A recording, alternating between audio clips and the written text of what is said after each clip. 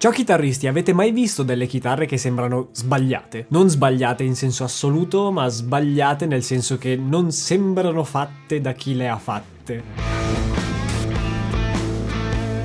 Mi spiego. Parlo di chitarre che non ti aspetti da determinati marchi e che invece escono... Marchi? Adesso l'ho detto, ho pensato al marco al plurale. E che invece escono e sono esattamente l'opposto di quello che il brand di solito fa. Di solito queste chitarre nascono sempre per contrastare un brand rivale. Mi viene in mente ad esempio Gibson con la S1. L'avete mai vista? È una chitarra che è uscita praticamente a metà anni 70 ed è praticamente una Les Paul, praticamente, così l'ho detto anche la terza volta, con 3 single coil. Tutto per contrastare un po' Fender, che con la Strato aveva il dominio, possiamo dire, delle chitarre solid body. Oppure anche come è nata la Gibson SG, però quella comunque ricorda già il mondo Gibson, ok, è un'altra roba rispetto alla S1. Questa è proprio l'opposto, cioè una chitarra con 3 single coil stile Les Paul fatta da Gibson non è nell'immaginario collettivo dei chitarristi. Queste cose ovviamente non le ha fatte solo Gibson, anche se forse è il brand con più esempi da prendere. Spoiler, ovviamente queste cose di solito non funzionano quasi mai, ed è anche giusto così, secondo me. Non tutti devono fare tutto.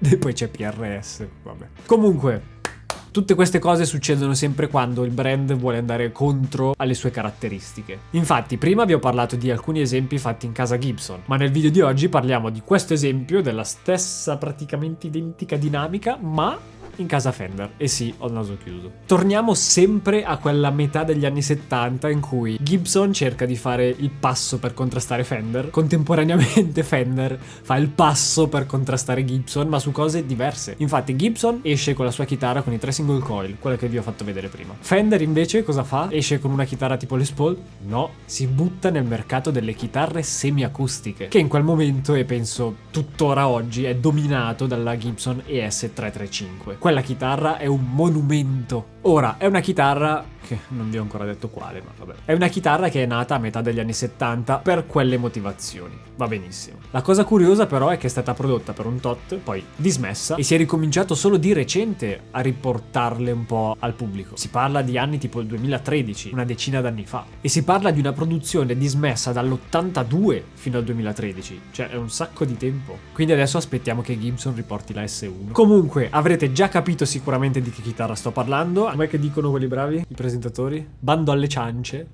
Presentatori delle sagre quando devono fare indovino quanto pesa il prosciutto, lo vince. La chitarra del video di oggi è una casinista Squier Starcaster, quindi modello economico della Fender Starcaster. In questo caso in questa finitura nera opaca che esteticamente è un sacco accattivante, strana da vedere su una chitarra semiacustica e contemporaneamente super cattiva perché i pick-up sono attivi. Quindi tutte queste cose le mettiamo insieme, è una chitarra che non è per niente tradizionale o tradizionalista e che va dritta dentro al catalogo di Squier Contemporary, quindi chitarre con l'intenzione moderna. Anche perché, se non sbaglio, di questa chitarra nel catalogo Fender non c'è proprio traccia, esiste solo Squier. Ma sono felice se qualcuno di voi qui sotto nei commenti decida di smentirmi.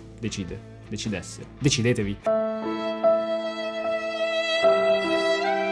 Ah, comunque non vi ho detto all'inizio del video di mettere like, iscrivervi, commentare, solite cose. Fate un minestrone, fate clic. Ci sono un po' di cose uniche su questa chitarra, o comunque cose prese da altri strumenti che sono state riunite qui, che rendono da paura, secondo me. Di sicuro comunque avete capito il senso del titolo. Se l'avete capito, emoji della pizza nei commenti subito. Allora, una delle cose interessanti è che questa chitarra semiacustica è tutta chiusa, quindi non ha i classici F-holes che si vedono sulle chitarre semiacustiche qui di lato. Questa è tutta chiusa. Per intenderci, come quella non dirlo, non è Dave Grohl, è B.B. King che ha la semiacustica chiusa. Stavo sbagliando. Questa è nella finitura nera opaca, ma nel catalogo Squier Contemporary ce ne sono altre versioni. Comunque qui sotto in descrizione vi lascio tutto così potete dargli un'occhiata. E la struttura in generale è quella di una chitarra Gibson, non c'è niente da fare. Doppio pickup humbucker, ponte fisso Tune-o-matic. Raga, una Fender, in questo caso Squier, con il ponte Tune-o-matic. Lo so che non è chissà che cosa perché esiste dagli anni 70, però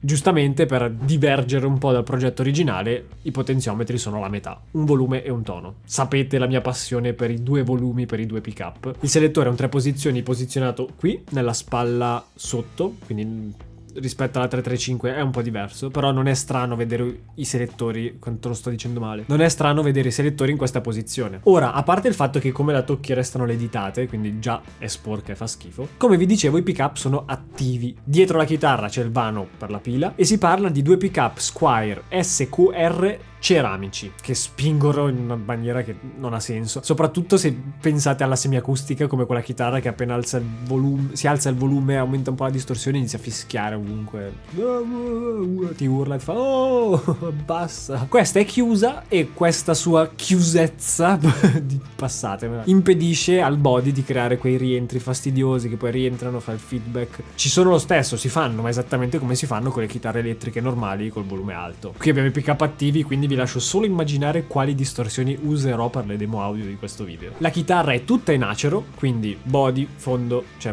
fondo, fasce, top, acero. Ora, su nessuna scheda tecnica c'è scritto il materiale del blocco centrale della chitarra semiacustica, in questo caso della Starcaster. Sito di Fender, indirizzo email, voglio che tutti lo facciate. Email e gli chiedete perché non c'è scritto di che legno è, cosa nascondete dentro quella chitarra. Ovviamente manico e tastiera, anche quelli in acero, e basta, i materiali sono questi. Il manico è curioso, nel senso che lo trovate dietro i mobili di casa che vi spiana i cassetti, state attenti. Il profilo del manico è indicato come AC, quindi lettera C, ok? C di casa. Ed effettivamente sì, è una C, ma io lo sento anche un pochettino più piatto della C come feeling. Sono abituato ai manici fatti a C un pochettino più ampi, questo lo sento più sottile. Quindi se vi piacciono i manici non grossi siete a casa. In generale comunque la costruzione di manico e tastiera è fatta bene. Il manico tra l'altro è avvitato, caratteristica importantissima della Starcaster a differenza delle semiacustiche Gibson, e in generale come vi dicevo la qualità è molto buona. La fascia di prezzo è intorno ai 400 euro, quindi fascia Classic Vibe Squier, e il rapporto qualità-prezzo secondo me è vincente. Se uno cerca una chitarra così, penso che esista solo questa. Così a memoria non mi vengono in mente altre semiacustiche con i pick up attivi. I tasti sono 22 e la scala è quella classica di Fender, 25,5. Altra cosa curiosa su questo tipo di chitarre, che siamo abituati a vederle in italiano, siamo abituati a vedere le 335, volevo dire, con una scala corta da 24 e 3 quarti, tipica Gibson. Quindi questa cosa di avere la scala un po' più lunga, le corde quindi un pochettino più tese, il feeling cambia non di poco. Comunque in generale è uno strumento stabile, tiene l'accordatura, ci mancherebbe, per minimo dai, dà il carattere bello definito, non pensavo così tanto. Di solito quando si pensa alle chitarre semiacustiche si pensa sempre un po' al mondo del blues, del rock, non si pensa mai a cose troppo estreme. Forse una delle cose più estreme mai fatte con una chitarra semiacustica possono essere i Foo Fighters. Se conoscete altro di più pesante ditemelo nei commenti perché voglio saperlo. E quindi secondo me questa è una di quelle chitarre che nella lista dei desideri dei chitarristi dovrebbe esserci, anche solo la voglia e la curiosità di provarla. Comunque direi che il titolo del video si è spiegato. Praticamente una Gibson ma con il logo di Fender, in questo caso Squier, sulla paletta. Ed è un abbinamento interessante, curioso, che mi ha fatto un sacco piacere provare. E io adesso vi lascio le demo audio. Tra l'altro, se poi dopo che avete sentito la chitarra vi va di parlarne oppure avete una chitarra simile o cose strane, qui sotto nel link c'è la descrizione. Qui sotto trovate il link al server Discord di Shape Your Tone. Nuovo, appena nato. Siamo già in tanti e c'è un sacco di interazione, mi fa un sacco piacere. In più lì dentro troverai anche un'area abbonati, che se ti abbonerai al canale avrai accesso a quella e anche a un sacco di altre cose tipo live esclusive qui sul canale. Se vuoi, bottone qui sotto. Abbottoniamoci tutti.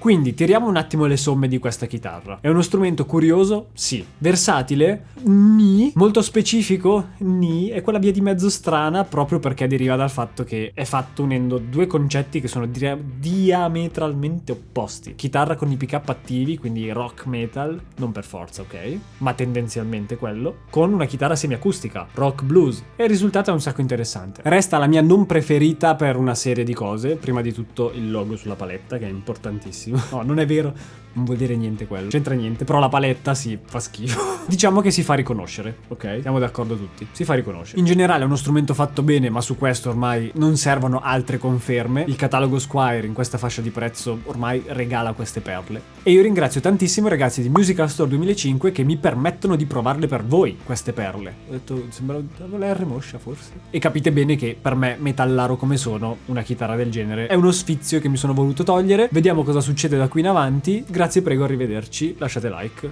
ricordatevi tutti.